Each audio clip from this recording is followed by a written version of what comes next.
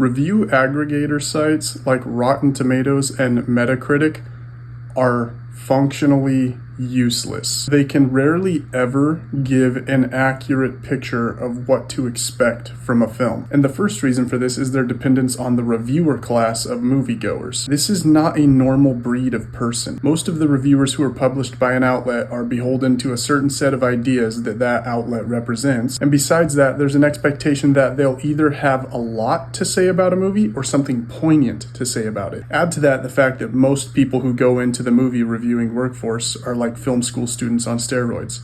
And if you know that stereotype, you know why that's not a good thing. So you start by aggregating all of these reviews from people who, by their nature, are probably not going to have anything actually valuable to say about the movie. And then you tool those reviews in weird ways that don't make sense. In Rotten Tomatoes' case, they assign an arbitrary black and white good or bad value to the review. And if you read some of the reviews they include, you can tell that they sometimes misunderstand the tone of the review or whether the review is overall positive or negative. And then they tell you the percentage of positive reviews, and that's the score that's shown on the tomato meter. And Metacritic kind of has the opposite problem. They start with the reviewer class, but then they assign weights to each different reviewer and publication. So basically, however any score comes out is going to depend on the tastes of the person who made that key. So do not use review aggregator websites to get an understanding of whether or not you're going to like a movie. If you know of a reviewer or a handful of reviewers whose opinion you trust, maybe look at what they have to say about it. But your best bet is always going to be